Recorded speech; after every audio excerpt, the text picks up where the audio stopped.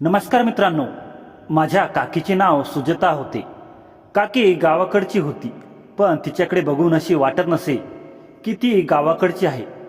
मला एक गोष्ट समजत नव्हती की काकीला हे का समजत नव्हते की मी आता काही लहान मुलगा राहिलो नव्हतो. मी एक पूर्ण पुरुष झालो होतो आणि माझी नजर ते सर्व काही शोधायची जे एका अनुभवी माणसाची शोधते. तिच्या पाठमोऱ्या बाजूला बघून ही इतकी भरदार कशी काय असू शकते अशी सतत वाटत असे. ती पण माझ्याशी अशी काही गोड वागत असे. काका सतत बाहेर असल्याने मी नेहमीच काकीला सगळे पाहिजे नको ते बघत असे आणि त्यामुळे तिच्या माझ्यात एक विशेष जवळीक निर्माण झाली होती. तिच्या मनाला हलके कसे करायचे ते मला चांगले माहीत होते. एकदा काका काहीतरी कामासाठी गावी गेला होता आणि त्याच दरम्यान काकीला तिच्या गावी काहीतरी काम होते. काकाने मला फोन करून तिच्यासोबत जाण्यास सांगितले. ते गाव खूपच लांब असल्याने तिथे जाण्यासाठी रात्रीची बस सुटत असत. त्यामुळे आम्ही तयारी केली. बस स्टँडवर गेलो. काकी बरोबरचा प्रवास आणि ते रात्रीचा म्हटल्यावर मी खूप खुश होतो. तिला काही प्रवासाची अजिबात सवय अशी नव्हती. आम्ही बसमध्ये बसलो आणि बस सुटली. त्या रात्रीच्या प्रवासाची सुरुवातच काहीशी वेगळी होती. बाहेर कडाक्याची थंडी होती. गार वाऱ्याच्या झुळकांनी बसच्या खिडकीतून धुके साचले होते. तिने आधीच शाल आणली होती, पण ती बारीक आणि साधी होती. तिचा हेतू फक्त थंडीपासून बचाव करण्याचा होता, पण नियतीला काही वेगळेच मान्य होते. बसच्या सीटा अशा होत्या की जणू कुणीतरी जाणूनबुजून त्या अरुंद केल्या होत्या. आमच्या शरीराचे अंतर काही इंचावर आले आणि मग ते पूर्णपणे नष्ट झाले. तिचा हाताचा दंड माझ्या हाताच्या दंडाला हलकासा टेकला आणि त्या स्पर्शाने माझ्या अंगावर विजेची झुळूक आली. तिचा कोपराचा भाग जसा माझ्या कोपऱ्याशी संघर्ष करत होता तशीच तिची बोटे कधीकधी माझ्या मनगटाला स्पर्श करून जात होती. तिचे पाय, तिचे उजवे पाय माझ्या डाव्या पायाला हलकेच लागत होते आणि प्रत्येक वळणावर ते अधिक जवळ येत होते.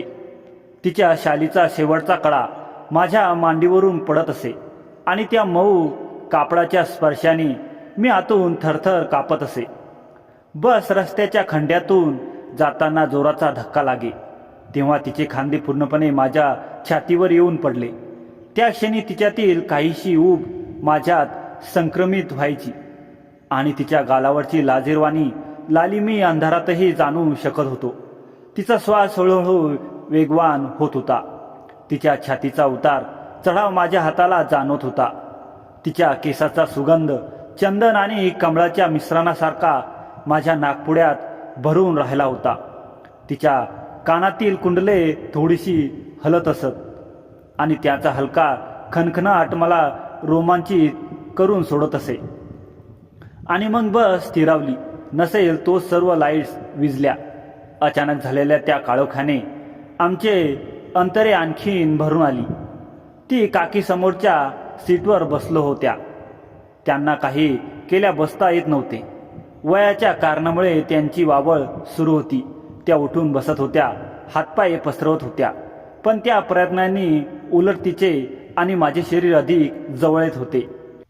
प्रत्येक वेळी त्या काकी हालचाल करत असत तेव्हा तिची पाठ माझ्या पोटाशी, तिचे हात माझ्या मांडीवर, तिचा हात माझ्या मानेवर. स्पर्शाची ही देवाणघेवाण लढाई होती. तिचा श्वास माझ्या कानाशी येऊन संघर्ष करत होता. तिचे ओठ काहीतरी बोलायला तरसत होते, पण शब्द बाहेर पडत नव्हते. माझे हृदय इतके जोरात धडधडत होते की मला वाटते होते ते ऐकेल. माझा घाम थंडही माझ्या कपाळावर दिसू लागला होता. तिच्या गालावरचा स्पर्श माझ्या गालाला झाला आणि त्या स्पर्शाने माझ्या अंगावर उभे रोमांच राहिले. तिची बोटे हळूहळू माझ्या बोटांशी गुंफली गेली, अगदी हलकेच, जसे हवेत पंख जमिनीवर पडतात. त्या स्पर्शात काहीतरी चुचकार नव्हती, फक्त एक निशब्द कबुली होती की हे लक्षण आपण दोघेच जगतोय, ही ऊब आपण दोघेच अनुभवतोय. काकींची वावळ थांबेना आणि आमचे शरीरे पुन्हा एकमेकांवर कोसळत होती. मी तिचा हात आवळून धरला. तिने माझा हात हलकासा दाबला. त्या दाबत होता. मला कळतंय मलाही वाटतंय. तिने डोकं थोडं माझ्या खांद्यावर टेकवलं आणि तिच्या शालीचा कडा माझ्या गालावरून सरकला. मी तिच्या कपाळावरचे धुके उघळलेले केस हलकेच मागे सरकले. तेव्हा तिने डोळे मिटले. ओठांवर एक अलौकिक स्मितहास्य होते. तिच्या पायाचा बोटा माझ्या पायाच्या बोटाला टेकला तेव्हा माझ्या अंगातून एक गारठा पसरला. तो गारठा थंडीचा नव्हता, तर त्या अतिवेगाने वाढत्या उष्णतेमुळे झालेला धक्का होता. बस अंधारात गेली होती, पण तिचे डोळे अंधारातही तेवत होते. तिने माझ्या कानात कुजबुजले, थंडी वाढते ना? पण तिच्या आवाजात थंडी नव्हती, तर तळमटाची ऊब होती. मी म्हणालो, हो, पण तुमची शाल पुरेशी आहे का? तिने हसून उत्तर दिले, शाल नाही, तुमची ऊब पुरेशी आहे. बसचा प्रवास अजून बराच होता, पण त्या क्षणी मला वाटले हा प्रवास कधीच संपू नये. काकीची वळवळ, बसचे खड्डे, अंधार, थंडी सारं काही त्यांच्या स्पर्शाच्या उष्णतेने विरघळून गेलं. आम्ही दोघं त्या अरुंद सीटवर एकमेकांत गुंफलो होतो. शब्द नसलेली गाणी गुणगुणत होतो. प्रत्येक धडधड, प्रत्येक श्वास, प्रत्येक स्पर्श हा एक अध्याय होता, जो फक्त त्या रात्रीचा, फक्त आमचाच होता. ती थोड्या वेळाने हळूच वाकली. तिचा आवाज अगदी मृदू पण थोडासा लाजरा होता. मला काही नीट बसता येत नाही, अंग अवघडतं आहे. थोडी आडवी पडू का तुझ्या मांडीवर? तिचे शब्द हवेत तरंगले आणि माझ्या कानापर्यंत पोहोचताच माझे हृदय एकदम जोरात धडधडायला लागले. मी कशाला नाही म्हणणार. तिच्याच्या मागणीत एक निरागस भिका होती, एक विश्वास होता आणि माझ्या अंगात विजेची झुळूक धावली. तिने हळूहळू आपले अर्धे अंग माझ्या मांडीवर ठेवले. तिचे डोके माझ्या मांडीवर आले. तिचे केस माझ्या पायावर पसरले. तिने पाय खिडकीकडे दुमटले. गुडघेवर उचलून अगदी बाळासारखी ती जमेल तशी सरकली. तिच्या अंगावरची शाल आता अस्तव्यस्त झाली होती. तिचा एक कडा माझ्या हाताखाली आला. तिने ती शाल अंगावर पांघरली आणि तिच्या पोटाचा भाग उघडा राहिला. मी काही न बोलता अगदी हळूहळू, जणू हवेत पंख पसरतो तसे माझा हात तिच्या पोटावर ठेवला. तिच्या पोटाचा उबदारपणा माझ्या तळहाताला जाणवला. तिचा श्वासोच्छ्वास माझ्या बोटांच्या टोकांना स्पर्श करत होता. ती काही बोलली नाही. ती फक्त शांत होती. तिच्या डोळ्यांच्या पापण्या हलक्याशा हलत होत्या.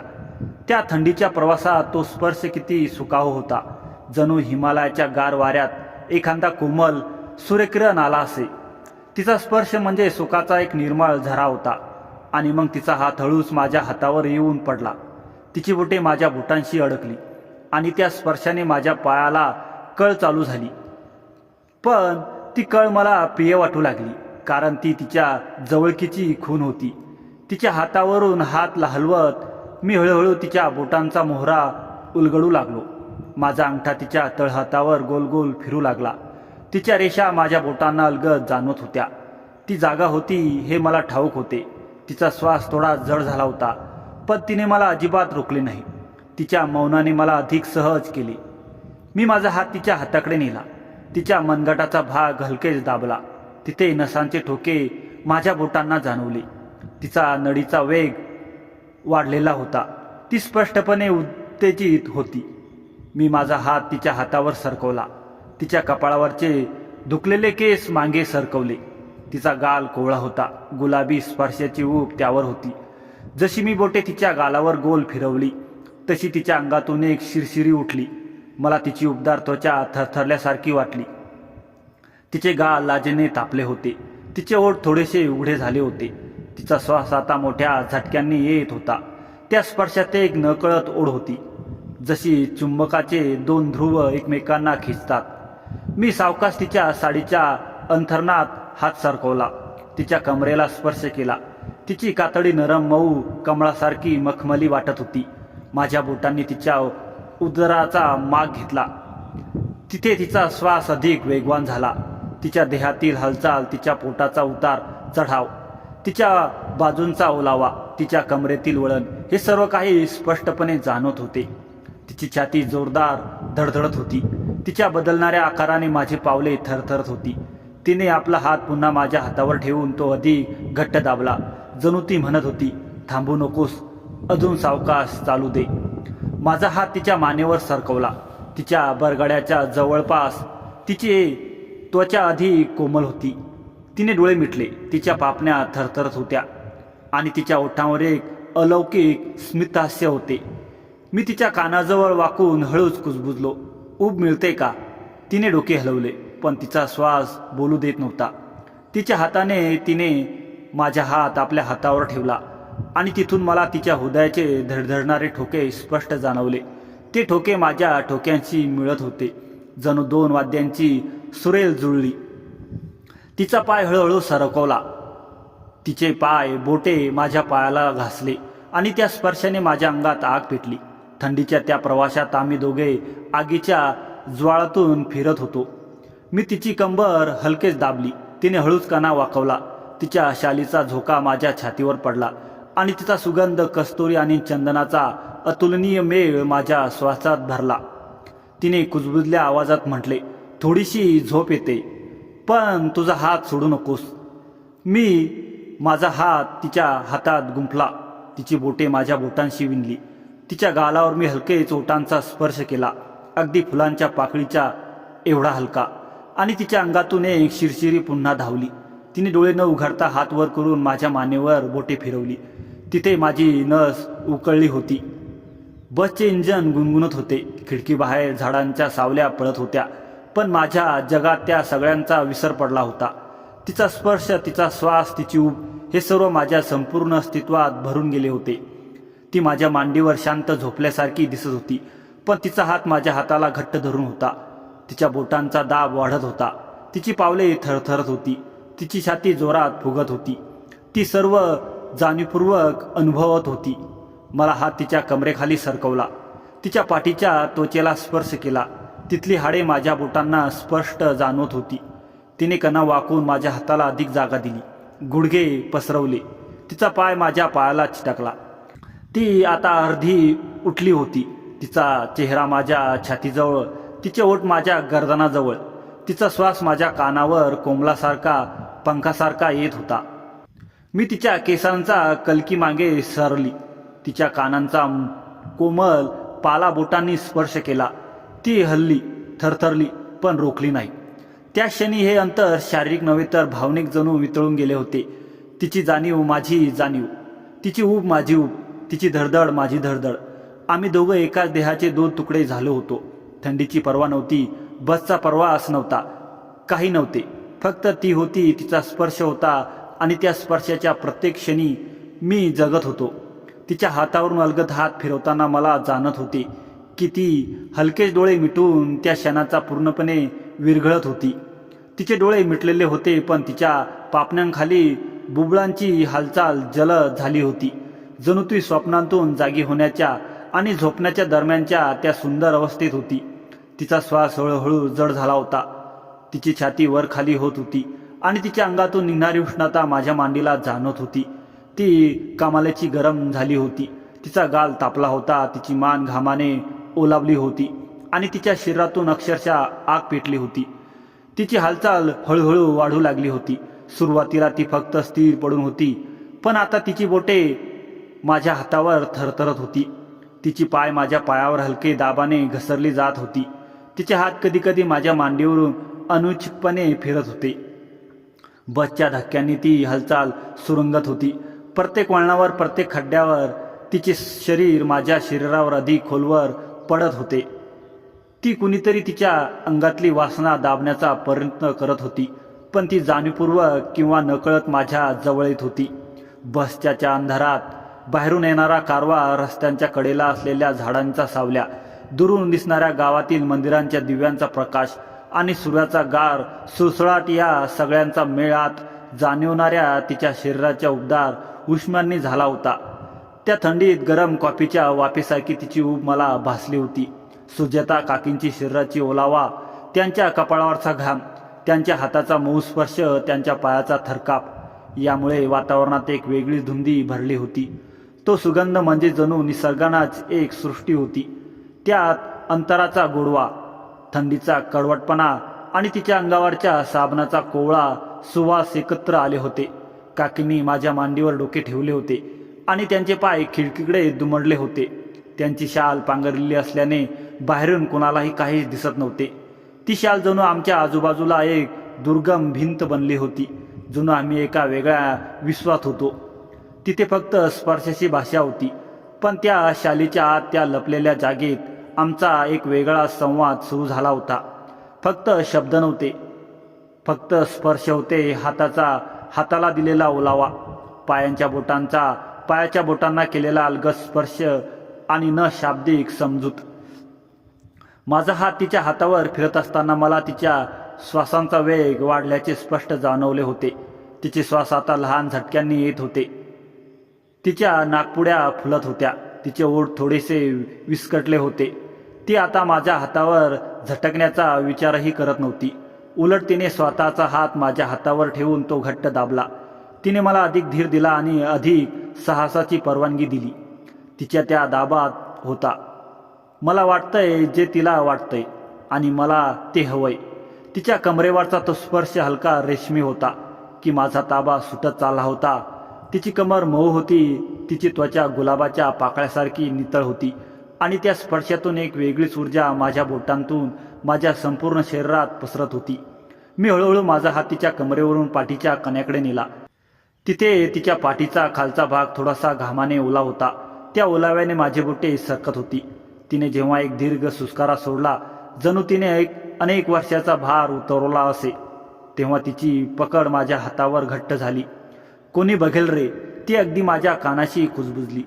तिच्या त्या गरम वाफेच्या श्वासाने माझ्या अंगावर सळून काटा आला. तिने शब्द अगदी मधुर होते, पण त्यात चिंता होती. आपण कुणी पाहिले तर.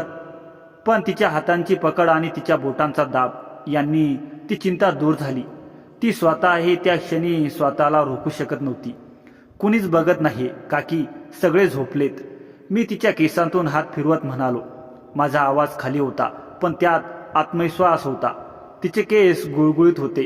त्याचा सुगंध चंदनाचा होता आणि ते माझ्या बोटांतून फिसकटत जात होते. मी तिच्या कानाचा मागचा भाग, तिच्या मानेची खोलगट जागा, तिच्या कपाळावरची आडवी रेषा हे सर्व बोटांनी शोधत होतो. बसच्या प्रत्येक धक्क्यासोबत तिचे हात माझ्या हाताला अधिक घसरत होते. या संघर्षामुळे माझ्या मनातल्या भावना अनावर होत होत्या. प्रत्येक घासणीमुळे जणू एक नवीन उत्कटता जागृत होत होती. तिची त्वचा माझ्या त्वचेवर घासली जात असे आणि त्या स्पर्शाने विजेचा तारा माझ्या अंगात धावत. ती अजून डोळे घट्ट मिटून घ्यायची आणि तिच्या ओठातून एक मंद सुसूक आवाज निघायचा, अगदी पावसात भिजलेल्या पाखराच्या किलबटासारखा. त्या आवाजाने माझ्या मनाची दिशा बदलली. माझी जाणीव वेगळ्या टोकावर पोहोचली. त्या रात्रीच्या प्रवासात शब्दांपेक्षा आमचे स्पर्श जास्त बोलत होते. प्रत्येक स्पर्श हा एक शब्द होता. प्रत्येक हालचाल ही एक कविता होती. तिने हळूच आपला पाय माझ्या पायात गुंफला. तिचे पायाची बोटे माझ्या पाठीवर घासले. तिची पाय माझ्या पायाला चिटकली आणि तिचे गुडघे माझ्या गुडघ्यांशी विणले गेले. त्या गुंफणीने तिने मला पूर्णपणे स्वतःच्या जवळ ओढून घेतले. आता आम्ही दोघेच एकच शरीराचे दोन अर्ध होतो. मी माझा हात तिच्या पाठीच्या कण्यावरून वर नेला. तिच्या मानेच्या भागाला स्पर्श केला. तिथे तिची त्वचा अधिक कोमल होती. तिथली हाडे माझ्या बोटांना मृदू जाणत होती. तिने माझ्या हाताचा दाब वाढवला. तिचा श्वास अधिक जोरात झाला. तिची श्वास उसळली. तिच्या साडीचा पदर सरकला आणि तिच्या खांद्यांचा भाग उघडा झाला. माझ्या हाताला स्पर्श झाला. तिचा खांदा गोलाकार होता. त्यावर एक हलकासा तीळ होता आणि तो माझ्या बोटांनी हलताच तिच्या अंगातून एक थरकाप उडाला. आता बरं वाटतंय, मी तिच्या कानात कुजबुजले. तिने डोके हलवले, पण तिचे डोळे अजूनही मिटले होते. तिचे ओठ हलले, पण शब्द ऐकवले नाहीत. फक्त एक मंद श्वासांचा आवाज होता. ती आता पूर्णपणे माझ्या मांडीवर विसावली होती. तिचे डोके माझ्या छातीला टेकले होते. तिचा हात माझ्या गर्दनभोवती होता. मी तिच्या पाठीवर हात फिरवत होतो, वरून खालीपर्यंत एक निश्चित लयीत, जणू तिच्या त्या थरथरत्या देहाला शांत करत होतो. तिने एक हाताने माझ्या मान धरली आणि हलकेच तिचे ओठ माझ्या गालांजवळ आणले. तिचा श्वास माझ्या गालावर उबदार पडला. तिचे ओठ अगदी जवळ येऊन थांबले, स्पर्श न करता, फक्त वाफ सोडून. त्या स्पर्शाच्या अभावातही एक अप्रतिम उत्कंठा होती. माझ्या अंगातली प्रत्येक शिरा तिच्या त्या अलगद जवळकीने जागृत झाली. बसचा प्रवास अजून संपलेला नव्हता, पण आमचा तो स्वप्नातला विश्व अजूनही विस्कृत होता. तिची ऊब, तिचा स्पर्श, तिची धडधड हे सर्व माझ्या अस्तित्वाचा अविभाज्य भाग बनले होती. ती आता बोलली नाही, कारण बोलण्याची गरज नव्हती. तिचा श्वास, तिची स्पंदने, तिची बोटांची हालचाल हे सर्व मला सांगत होते की ती पूर्णपणे माझ्यात विलीन झाली होती. त्या रात्रीचा प्रवास, ती थंडी, ती काकीची वावळक, सगळं एका अलौकिक प्रेमकथेत रूपांतरित झालं होतं. तो प्रवास कधी संपू नये असे मला वाटू लागले होते. बसचा तो थरथरणारा प्रवास आणि शालेच्या आडचा तो स्पर्श कधी संपला हे आम्हाला दोघांनाही समजले नाही. पहाटचे 5 वाजले होते आणि कंडक्टरने जोरजोरात ओढून आमचं गाव आल्याचं सांगितलं. आम्ही दोघेही घाईघाईने भानावर आलो. काकीने झटपण आपली साडी सावरली आणि विस्कटलेले केस नीट केले. तिच्या चेहऱ्यावर एक वेगळीच लाली होती जी पहाटच्या कोवळ्या उन्हात अधिकच खुलून दिसत होती. आम्ही बसमधून उतरलो आणि घराकडे चालू लागलो. वाटेत कोणीच नवं, फक्त पक्ष्यांचा किलबिलाट ऐकू येत होता. काकी माझ्या थोडी पुढे चालत होती, पण तिची ती चाल आज काहीतरी वेगळं सांगत होती. तिच्या पाठीमागून दिसणारी ती कमरेची लय बघून माझं मन पुन्हा कालच्या रात्रीच्या आठवणीत हसून गेलं. घरी पोचल्यावर काकीने दरवाजा उघडला. घर पूर्णपणे शांत होतं. काका गावाला गेले असल्याने घरात आम्ही दोघेच होतो. काकीने बॅग कोपऱ्यात ठेवली आणि ती सोफ्यावर विसावली. प्रवासाच्या भागेपेक्षा तिच्या डोळ्यात एक अमाने कुरकुर होती. मी पाणी आणायला किचनमध्ये गेलो आणि परत आलो तेव्हा ती तिथेच बसून होती. काकी, पाणी घे. मी ग्लास पुढे केला. तिने पाणी घेतलं, पण पाणी पिताना तिची नजर माझ्या नजरेला भेटली. त्यात एक प्रकारचं आमंत्रण होतं. मी तिच्या शेजारी जाऊन बसलो. खूप थकली आहेस का? मी हळूच विचारलं. तिने काहीच उत्तर दिलं नाही, फक्त तिचा तो मऊ हात माझ्या हातावर ठेवला. काल बसमध्ये जे झालं ते चुकून, अनावतपणे तिने अगदी दबक्या आवाजात विचारलं.